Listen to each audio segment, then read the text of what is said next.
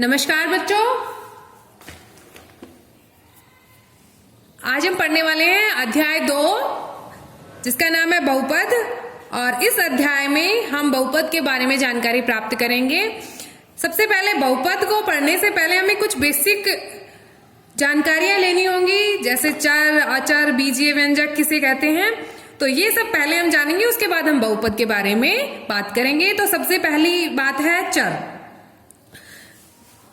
English में इसको नाम दे दिया गया है वेरिएबल।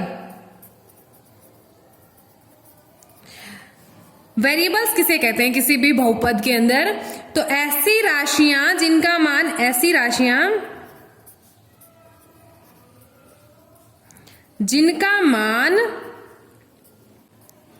निश्चित नहीं होता। ठीक है, ऐसी राशियां जिनका मान निश्चित नहीं होता, जैसे for example X, Y, Z, A, B, C, P, Q, R, इस टाइप की जो नंबर राशियां होंगी, उन राशियों को हम क्या नाम देंगे? चर राशियां या वेरिएबल्स। ठीक है, तो ऐसी राशियां जिनका मान निश्चित नहीं होता, उन राशियों को हमने नाम दिया है वेरिएबल्स। ठीक है, दूसरा है अचर, कांस्टेंट। तो कांस्टेंट हम किसको कहेंगे? ऐसी राशियां जिनका मान फिक्स होता है, जिनका मान निश्चित होता है, उन्हें हम नाम देते हैं अचर राशियां। यानी कि ऐसी राशियां जिनका मान निश्चित होता है,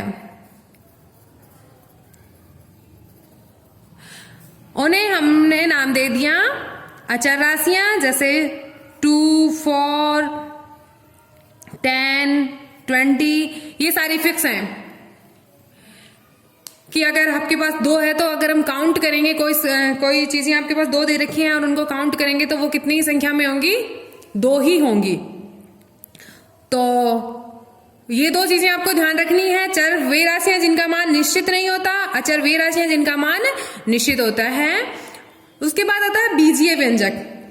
आपके पास 2 राशियां हैं, एक चर और दूसरी अचर राशियां। इन राशियों के चर तथा अचर राशियों के योग, घटा, गुणन तथा भाग से प्राप्त पद को हमने क्या नाम दे दिया? बीजीय व्यंजक। जैसे आपको फॉर एग्जाम्पल आपको एक दे रखा है पद 2x + 4।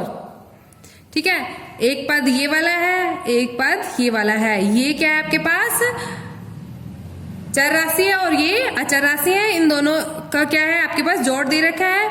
दूसरा है फॉर एग्जाम्पल आपको दे रखा है x + 2 + y, इस तरह की टर्म हो तो इसमें 2 अचर राशियां हैं x और y, और एक आपके पास अचर राशि है 2 है और इनका जोड़ दे रखा है।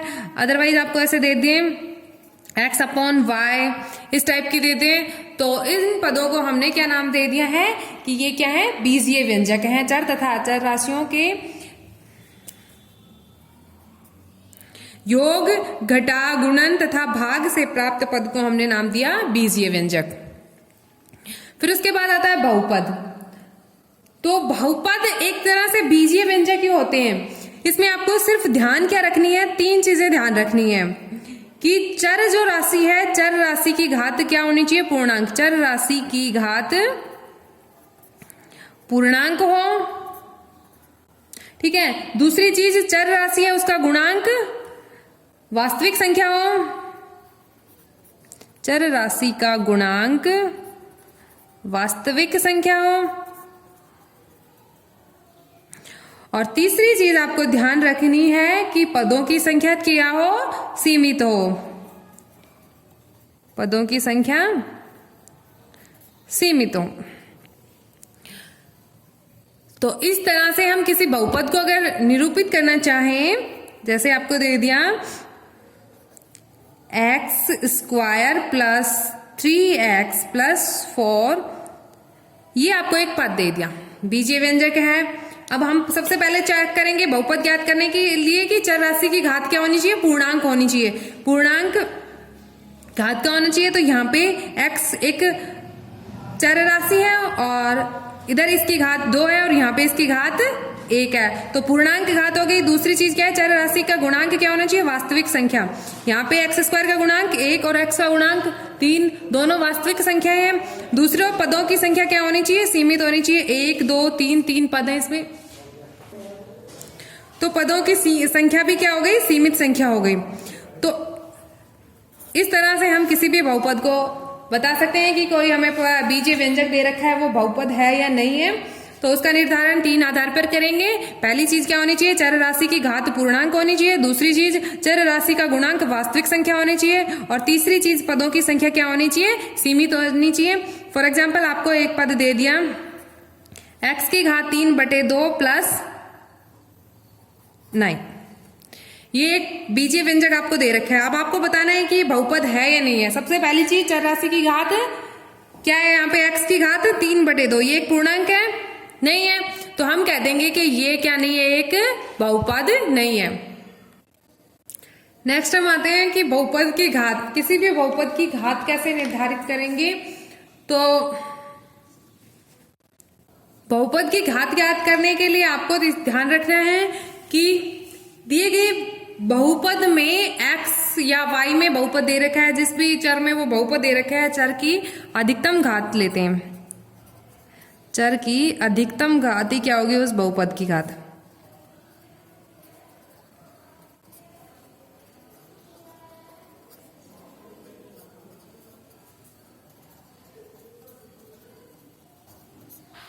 फॉर एग्जाम्पल एक बहुपद आपको दे दिया x⁴ प्लस 6x प्लस 2, ये एक बहुपद दिया हुआ है और इसमें आपको ज्ञात करनी है कि इस बहुपद की घात क्या होगी।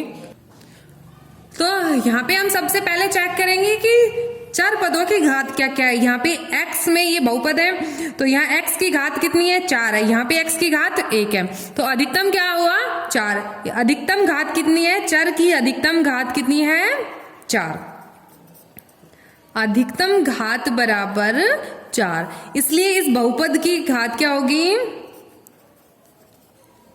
घात बराबर कितनी होगी, 4 होगी। नेक्स्ट आपको एक एग्जाम्पल दिया है, first example 2 - y² - y³ plus 2y⁴। Okay, y में बहुपद है, y की घात यहां पर कितनी, 2, यहां पर y की घात 3 और यहां y की घात 8, तो चर की अधिकतम घात कितनी है, अधिकतम घात बराबर 8, इसलिए बहुपद की घात भी कितनी हो जाएगी, बहुपद की घात बराबर 8। तो बहुपद की घात ज्ञात करने के लिए सबसे पहले हमें चेक करना है कि चर की अधिकतम घात क्या है, और वही क्या हो जाएगी, आपके पास बहुपद की घात हो जाएगी।